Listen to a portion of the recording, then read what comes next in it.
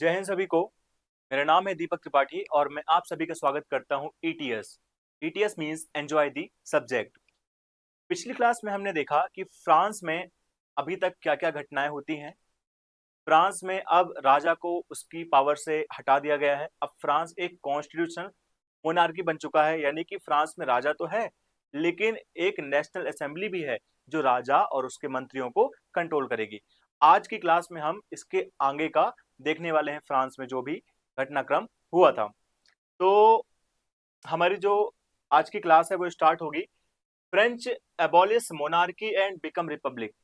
अभी तक हमने देखा कि कैसे जो नेशनल असेंबली थी वो पावर में आ चुकी है और फ्रांस में जो है राजा की शक्तियों को कम कर दिया गया है। अब राजा को कोई भी काम करना है तो वो नेशनल असेंबली से पूछकर करेगा। नेशनल असेंबली जो भी लॉ बनाएगी राजा उसको मान्यता देगा, उसको वो बात माननी ही पड़ेगी। तो लुई 16 ने सोचा कि उसकी पावर को अगर कम कर दिया गया है तो आने वाले समय में हो सकता है उसको पूरे उसके पोस्ट से ही हटा दिया जाए। तो उसने क्या किया कि उसने जो है प्रुसा प्रुसिया और साथ में ऑस्ट्रिया, इन दोनों देशों के साथ में वो सीक्रेट पैक्ट साइन करता है, पीछे से हाथ मिला लेता है इन राजाओं के साथ में कि आने वाले समय में जैसे मुझे मेरे पद से हटाकर मेरी शक्तियों को कम कर दिया गया है, वैसे ही तुम्हारे देश में तुम्हें भी वहां के लोग हटा देंगे। तो एक काम करो, मेरे साथ मिल जाओ, हम लोग मिलकर ये जो डेमोक्रेसी पैदा हो रही है इसको हम खत्म कर देंगे। तो प्रुसिया और साथ में ऑस्ट्रिया, इन दोनों देशों के राजाओं ने लुई 16 का साथ दिया, लेकिन इनके मंसूबे कामयाब नहीं हो पाए, ये लोग सक्सेसफुल नहीं हो पाए। इसके पहले ही नेशनल असेंबली ने इन दोनों देशों के साथ में अपनी वॉर डिक्लेयर कर दी और राजा और प्रुसिया और साथ में ऑस्ट्रिया के सारे राजा, उनके मंत्री, उनकी योजनाएं पूरी की पूरी तरह से फेल्ड हो जाती हैं।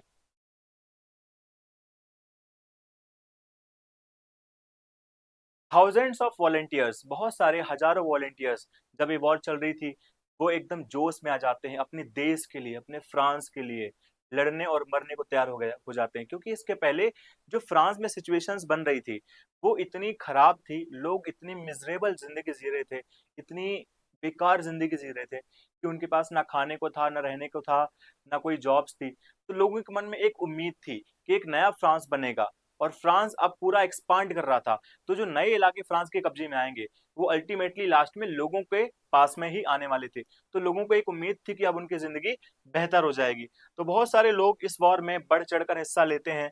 एक गाना भी था जो कि फेमस हुआ था, मर्सिलिस, जो कि बाद में फ्रांस का नेशनल सॉन्ग भी बनता है।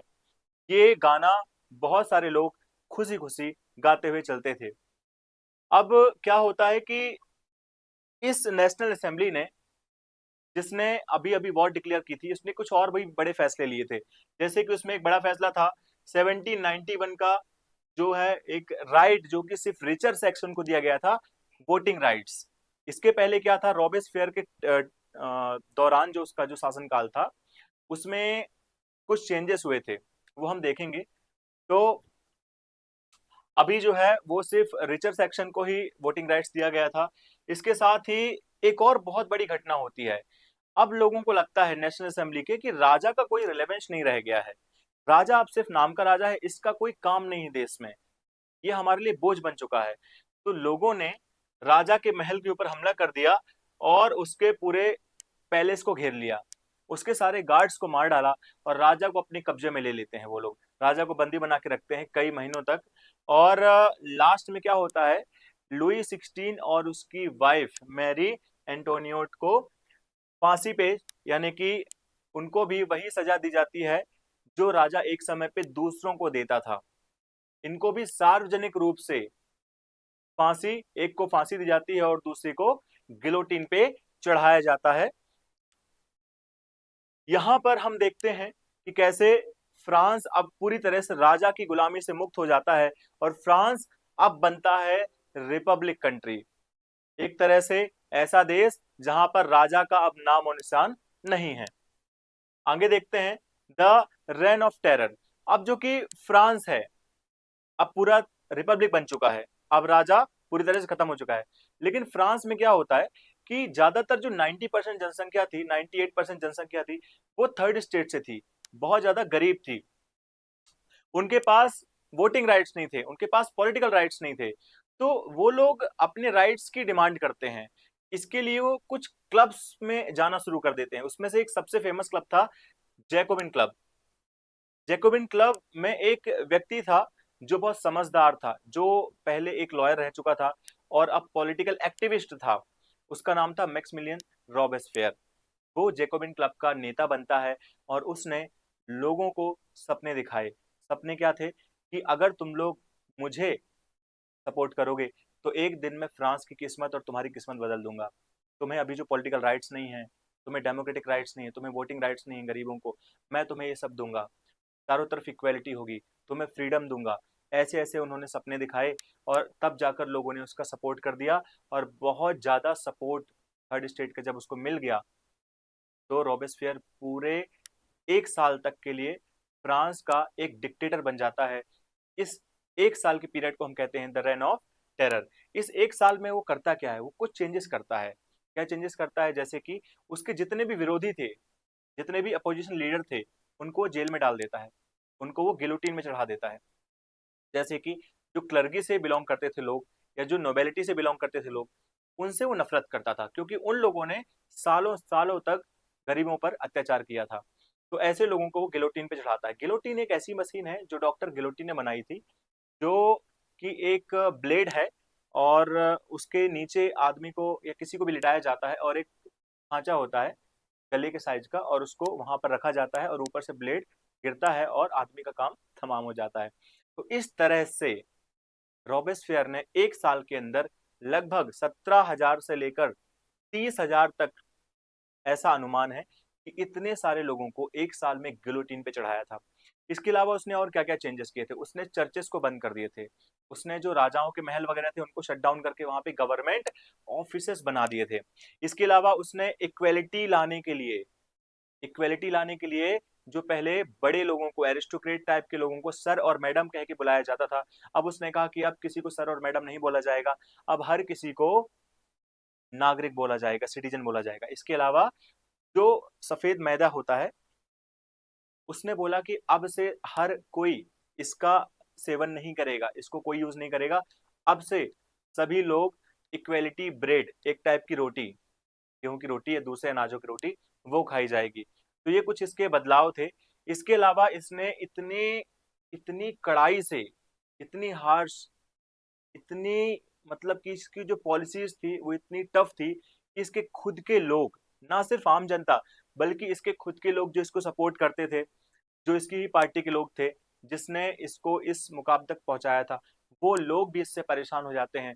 और इतना ज्यादा परेशान हो जाते हैं कि लास्ट में उन लोगों ने रॉबेस्फेयर का साथ छोड़ दिया और रॉबेस्फेयर को बाद में गद्दी से हटा दिया गया और उसके ऊपर ट्रायल होता है कोर्ट में, और कोर्ट में उसे दोषी करार दिया जाता है। और 1794 में इसकी भी किस्मत इसके ही कर्मों के हिसाब से इसको सजा देती है और इसको गिलोटीन में चढ़ा दिया जाता है। और इस तरह से द रेन ऑफ टेरर का अंत होता है। नेक्स्ट टॉपिक में हमें देखना है अ डायरेक्टरी रूल फ्रांस। अब जो है जैकोबिन की सरकार हट गई है, रॉबेस्फियर मर चुका है। रॉबेस्फियर के मरने के बाद एक नई टाइप की सरकार बनती है। A constitution was introduced which denied the voting right non section to the society. It provide for two elected legislature. Simple सी बात है, अभी तक जो भी चेंजेस थे अब उनको बदल दिया गया था। जो नई सरकार बनी थी अब उसमें दो कॉन्स्टिट्यूएंट असेंबली बनाई जाएंगी, नेशनल असेंबली नहीं, दो कॉन्स्टिट्यूएंट असेंबली जिसे अपन काउंसिल कहेंगे। वो दोनों काउंसिल 5 लोगों के मेंबर को नॉमिनेट करेगी जिसे डायरेक्टरी कहा जाएगा। वो डायरेक्टरी फैसले लेगी। लेकिन ये जो उनका इनिशिएटिव था वो सफल नहीं हो पाता है। वो जो लेजिस्लेटिव काउंसिल दो बनी थी, उनका क्लैश चलता रहता है, उनका झगड़ा चलता रहता है डायरेक्टरी के 5 लोगों से। इससे इंस्टेबिलिटी आती है, पूरा फ्रांस जो है वो वीक होने लगता है पॉलिटिकली। चारों तरफ जो है झगड़े चलने, पॉलिटिकली इतना ज्यादा वीक हो जाता है कि वहां पर एक मिलिट्री डिक्टेटर जिसे नेपोलियन बोनापार्ट के नाम से जाना जाता था, उसको मौका मिलता है। उसने देखा कि अब फ्रांस में पॉलिटिकल इंस्टेबिलिटी है, मैं इस सिचुएशन का फायदा उठा सकता हूँ, मैं फ्रांस पे कब्जा कर सकता हूँ। और जो उसने सोचा था हुआ वही। डायरेक्टरी और लेजिस्लेटिव काउंसिल के बीच में जो झगड़ा था, इसका डायरेक्ट फायदा होता है नेपोलियन बोनापार्टा को, और उसने पूरे फ्रांस को पावरफुल तरीके से अपने कब्जे में ले लिया। सारी की सारी गवर्नमेंट को डरा कर धमका कर अपने इन्फ्लुएंस में लेकर, अपने कब्जे में लेकर, उसने फ्रांस में अपने आप को खुद को एम्परर घोषित कर दिया। और इस तरह से जो है वो a directory of France rule का एंड होता है। नेक्स्ट टॉपिक हम पढ़ने वाले हैं, did woman have a revolution? क्या वुमेन्स के लिए रिवॉल्यूशन हुआ था?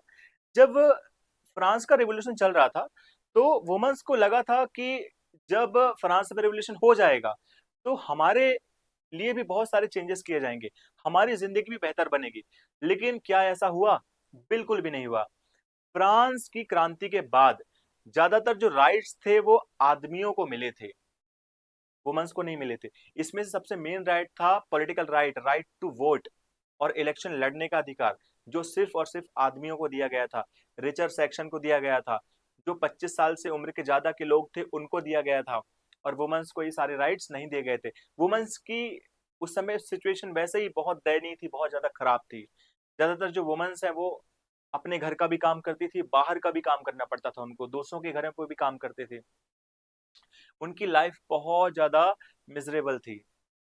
वुमेन्स हमेशा से ही प्रताड़ित की जाती रही हैं, चाहे वो एंशियंट हो, चाहे मेडाइवल हो, चाहे मॉडर्न हो, पूरी दुनिया में। तो फ्रांस में भी सेम चीज हो रही थी। जिस काम के आदमी को ज्यादा पैसे मिलते थे उसी काम के वुमेन्स को उतने ही ज्यादा मेहनत के कम पैसे मिल रहे थे। वुमेन्स को आजादी नहीं थी, वुमेन्स को इक्वेलिटी नहीं थी। लड़कियां स्कूल में नहीं पढ़ती थी, केवल और केवल वेल्दियर फैमिली, थर्ड स्टेट के वेल्दियर फैमिली की लड़कियां और औरतें ही पढ़ाई कर पाती थी, या फिर जो चर्च से रिलेटेड जो औरतें थी वही पढ़ाई कर पाती थी। और जो नोबिलिटी में जो बड़े बड़े घर राजघराने की औरतें लड़कियां रहती थी केवल वही पढ़ पाती थी, गरीब लोग नहीं पढ़ पाते थे। और इसके अलावा औरतों को फोर्सफुली उनके फादर के द्वारा बोला जाता था कि तुम इससे मैरी करो, इससे मैरिज करो। तो इस तरह से औरतों की लाइफ दूसरों के ऊपर डिपेंड थी, शादी के पहले पिता के ऊपर, शादी के बाद पति के ऊपर। तो जब ये रिवॉल्यूशन होता है तो इसमें कुछ चेंजेस होते हैं जो औरतों के लिए भी होते हैं। पॉलिटिकल चेंजेस भले उनके लिए नहीं होते हैं, वोटिंग राइट्स नहीं मिलता है, रिप्रेजेंटेशन नहीं मिलता है, लेकिन कुछ चेंजेस हुए थे। वो क्या हुए थे कि जो लड़कियां थी, अब उनकी जो मैरिज थी वो लीगल कर दी गई थी, डाइवोर्स भी लीगल कर दिया गया था। अब उनके फादर लड़कियों को फोर्सफुली किसी भी व्यक्ति से शादी नहीं करवा सकते थे। अगर लड़की की मर्जी नहीं है तो उनके पिता अब उसको फोर्सफुली किसी और लड़के के साथ में शादी नहीं करवा सकते हैं। इसके अलावा सारी गर्ल्स की एजुकेशन कंपलसरी कर दी गई थी, चाहे वो किसी भी सेक्शन की लड़की हो, चाहे वो सोसाइटी के फर्स्ट स्टेट की हो, सेकेंड स्टेट की हो, चाहे वो थर्ड स्टेट की लड़की हो, हर स्टेट की लड़की को एजुकेशन लेना कंपलसरी, जॉब ट्रेनिंग दी जा रही थी। तो ये कुछ चेंजेस हुए थे जिसकी वजह से वुमेन्स की लाइफ थोड़ा सा तो बेहतर हुई थी। बट फिर भी अभी भी उनकी जो पॉलिटिकल लाइफ थी वो उनको नहीं मिल पाई थी जो उनके अधिकार थे। और फाइनली उनको जाके लास्ट में 1946 में उनको अधिकार मिलते हैं राइट टू वोट के, राइट टू रिप्रेजेंटेशन के, चुनाव लड़ने के और चुनाव में वोट देने के। इस तरह से एक लंबी लड़ाई चलती है फ्रांस में औरतों की पॉलिटिकल राइट्स के लिए। The abolition of slavery next point है हमारा। हमने देखा था कि मिडिल जो एक मेडाइवल पीरियड है, ना सिर्फ फ्रांस का, ना सिर्फ यूरोप का, बल्कि पूरी दुनिया का। अगर हम देखें इस मेडाइवल हिस्ट्री को तो इसमें एक सबसे खराब चीज थी, वो थी स्लेवरी। ये इंडिया में भी देखने को मिलती है। मेडाइवल पीरियड में हम देखते हैं कि जो स्लेव डायनेस्टी थी, गुलाम वंश था भारत में, वो भारत में राज करता है। और इनके पास भी यही सिस्टम था, स्लेवरी सिस्टम, जो यूरोप में हम अभी पढ़ने वाले हैं। तो जो स्लेव्स थे उनको जनरली जो बड़े बड़े मर्चेंट्स थे, जो बड़े बड़े व्यापारी थे, वो खरीदते थे और बेचते थे। तो जनरली ये स्लेव ट्रेड जो था वो ट्रायंगुलर फॉर्म में चलता था। यानी कि सबसे पहली बात आपको ये बताना चाहूंगा कि ज्यादातर जो यूरोप के लोग थे वो व्यापार करने के लिए नहीं जाना चाहते थे बहुत दूर, क्योंकि जो नॉर्थ अमेरिका कॉन्टिनेंट है उसमें कैरेबियन आइलैंड्स हैं। वो कैरेबियन आइलैंड फ्रांस के पास में थे उसकी कॉलोनी के रूप में। तो यूरोप के जो गरीब लोग थे वो इतनी दूर नहीं जाना चाहते थे ट्रेड करने के लिए, व्यापार करने के लिए, मजदूरी करने के लिए। तो वर्कर्स की बहुत ज्यादा कमी हो रही थी। इस कमी को पूरा करने के लिए जो ट्रेडर्स थे, जो मर्चेंट्स थे, जो व्यापारी लोग थे, बिजनेसमैन थे, उन्होंने एक रास्ता खोजा। उन्होंने यूरोप, उन्होंने अफ्रीका के बहुत सारे जो कंट्रीज हैं, अफ्रीका कॉन्टिनेंट के बहुत सारे कंट्रीज हैं, वहां पर बहुत ज्यादा गरीब लोग रहते हैं और अभी भी रहते हैं, पहले भी रहते थे। तो उन गरीब लोगों को वहां से खरीदना स्टार्ट किया। वहां से अफ्रीका से उन गरीब लोगों को खरीदा जाता था और शिप में बहुत ही टाइटली पैक कर दिया जाता था। छोटे छोटे रूम होते थे, उसमें एक रूम में बहुत सारे लोगों को भर दिया जाता था। ना उनको कोई सुविधाएं थी, ना उनको अच्छा खाना मिलता था। उनको जानवरों के जैसा उनके साथ बिहेव किया जाता था, जबकि वो इंसान थे। सोचो जरा। तो इनको लेकर वो शिप जाती थी नॉर्थ अमेरिका के कॉन्टिनेंट्स में, और उसमें कैरेबियन आइलैंड्स, कैरेबियन द्वीपों में, जो कि कॉलोनी थी फ्रांस की, वहां पर इनको फोर्सफुली इनसे खेती करवाई जाती थी। किस चीज की खेती होती थी? शुगर की, इंडिगो की और कॉफी की खेती करवाई जाती थी। और इनका जो जीवन था ना, वो बहुत ज्यादा दयनीय था। इनके पास कोई भी राइट्स नहीं थे। ये इंसान तो थे, लेकिन इंसान जैसा व्यवहार इनके साथ नहीं हो रहा था। तो ये जो स्लेव ट्रेड चल रहा था ना, इससे फायदा किसे हो रहा था? इससे फायदा यूरोप को हो रहा था। यूरोप के कुछ पोर्ट्स हैं, जैसे कि बॉर्डॉक्स और नैंट्स, ये कुछ पोर्ट हैं जो बहुत ज्यादा फल फूल रहे थे। ये जो पोर्ट्स थे बहुत अमीर हो गए थे, क्योंकि वहां पे जो कैरेबियन आइलैंड्स थे, वहां से जो इंडिगो आ रहा था, जो शुगर आ रहा था और जो कॉफी आ रहा था, वो कहाँ पे जा रहा था बेचने के लिए, सेल करने के लिए? वो यूरोप में जा रहा था। तो अल्टीमेटली फायदा किसे हो रहा था? यूरोप के बिजनेसमैन को, यूरोप के व्यापारियों को, वहां के जो बड़े बड़े राजा थे उनको मिल रहा था ये फायदा। तो इस तरह से स्लेवरी सिस्टम बहुत ज्यादा इस समय पे चल रहा था। जब रॉबेस्फेयर की गवर्नमेंट आती है या इसके बाद के समय में, स्लेवरी सिस्टम को हटा दिया जाता है। स्लेवरी सिस्टम को अब जो है, स्लेव्स को मुक्ति दे दी जाती है। लेकिन जब नेपोलियन बोनापार्ट आता है 1804 में, तो ये वापस से स्लेवरी स्टार्ट कर देता है। और लास्ट में फाइनली स्लेवरी हमेशा के लिए कब बंद की जाती है, पूरी तरह से एबॉलिश की जाती है? वो समय था 1848 का। 1848 में लास्ट में स्लेवरी पूरी तरह से बैन कर दी जाती है और फिर दोबारा कभी भी शुरू नहीं हो पाती है। नेक्स्ट टॉपिक हमारा the revolution and everyday life. इस टॉपिक में हम पढ़ेंगे कि कैसे 1789 के पहले सेंसरशिप बहुत ज्यादा थी राजा के खिलाफ, या राजा के बारे में। अगर आप कोई भी बात न्यूज़पेपर में लिखते हैं या बुक में लिखते हैं, या कोई भी आप गाना बनाते हैं उसके बारे में, या स्पीच में उसके बारे में कुछ बोलते हैं, तो आपको इसके पहले, बाहर बोलने से पहले आपको राजा से परमिशन लेनी पड़ेगी। राजा का एक डिपार्टमेंट था, सेंसरशिप डिपार्टमेंट, उसमें आपको जाकर अपना कंटेंट दिखाना पड़ेगा। और जब वो उस कंटेंट को पास करेंगे कि हाँ, तुम्हारे कंटेंट में राजा के खिलाफ कोई भी बात नहीं बोली गई है, तुम्हारी बुक में राजा के खिलाफ कोई भी बात नहीं लिखी गई है, तुम्हारे न्यूज़पेपर में राजा के खिलाफ कोई भी बात नहीं कही गई है, तब जाकर उसको अप्रूव किया जाता था कि आप छापो। तो इसको सेंसरशिप कहते हैं, जो कि 1789 के पहले बहुत ज्यादा कर दी गई थी राजा के द्वारा। और जब ये रिवॉल्यूशन होता है, तो आफ्टर द रिवॉल्यूशन इस सेंसरशिप को हटा दिया जाता है। सेंसरशिप हटने से पूरे फ्रांस में बुक्स की बहार आ जाती है। चारों तरफ बुक ही बुक लिखी जा रही थी, छपी जा रही थी। चारों तरफ कागज ही कागज थे, चारों तरफ पेपर ही पेपर, न्यूज पेपर चारों तरफ फैले हुए थे। और इस तरह से लोगों के जो right to freedom of speech है, वो दिया जाता है इस रेवोल्यूशन के बाद, जो कि एक बहुत बड़ी घटना थी। क्योंकि लोग अपने आप को गुलाम महसूस करते थे कि हम आजाद तो हैं, लेकिन हमारे पास बोलने की, लिखने की, छापने की, अपनी किताब अपनी तरीके से लिखने की और उसे पब्लिश करने की आजादी नहीं है। तो इस रेवोल्यूशन के बाद, 1789 के रेवोल्यूशन के बाद, ये जो सेंसरशिप है इसको पूरी तरह से हटा दिया जाता है और लोगों को सारे के सारे राइट्स दे दी जाते हैं कि आपको जो लिखना है लिखो, आपको जो छापना है छापो, आपको पूरे राइट्स हैं। तो इस तरह से ये पॉइंट हमारा समाप्त होता है। हमारा लास्ट पॉइंट है the rise of Napoleon Bonaparte. इसमें आपको ये देखना है कि ये एक ऐसा व्यक्ति था जिसने फ्रांस में कुछ चेंजेस किए थे, जिसको बाद में यूरोप के पूरे देशों में लागू किया गया था, जहां पर इसकी पहुंच होती, जहां जहां पर इसने, जिन जिन इलाकों में कब्जा किया था नेपोलियन बोनापार्ट ने, उन उन इलाकों में जो चेंजेस इसने फ्रांस में किए, सेम चेंजेस इसने उन इलाकों में लागू कर दिए जो नए नए इलाके ये जीत रहा था। ये जो था, ये एक मिलिट्री डिक्टेटर था जिसने डायरेक्टरी को ओवर पावर करके पूरे फ्रांस का एम्परर बन गया और बाद में फ्रांस में वापस से स्लेवरी सिस्टम चालू कर दिया। इसने वापस से जो बड़े बड़े बिजनेसमैन थे उसको फेवर करना चालू कर दिया ताकि ट्रेड हो, ट्रेड फैले। इसके अलावा इसने कुछ अच्छे काम भी किए, जैसे कि सिंगल मेजरिंग यूनिट्स पूरे फ्रांस या फ्रांस के जीते हुए इलाके, जो भी फ्रांस इलाके जीत रहा था उन इलाकों में, चाहे वो लेंथ की हो, चाहे वो हाइट की हो, चाहे वो वेट की हो, सारी की सारी मेजरिंग यूनिट्स को इसने सेम सिंगल कर दिया था। पूरे फ्रांस की एक करेंसी कर दी थी, पूरे फ्रांस में अब एक लैंग्वेज बोली जाएगी। ये कुछ चेंजेस इसके द्वारा किए गए थे। इसने फ्यूडलिज्म, फ्यूडल लॉर्ड्स, जो बड़े बड़े जमींदार थे फ्रांस के, उनकी पावर को भी इसने कम कर दिया था।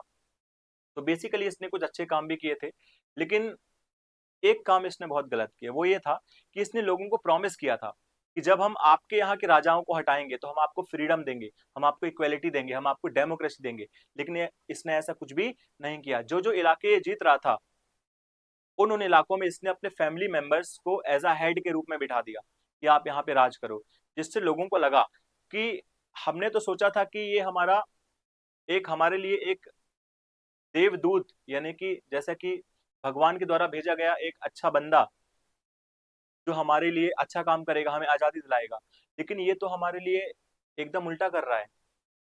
राजाओं की गुलामी से मुक्त कराने के बहाने हमें खुद डायरेक्ट ये गुलाम बना रहा है। तो इस तरह से धीरे धीरे लोग इसके खिलाफ हो जाते हैं और लोगों ने इसका सपोर्ट करना बंद कर दिया। और लास्ट में एक बहुत बड़ा वॉर हुआ था, द वॉर ऑफ वाटरलू, 1815 में। किस किस के बीच में हुआ था?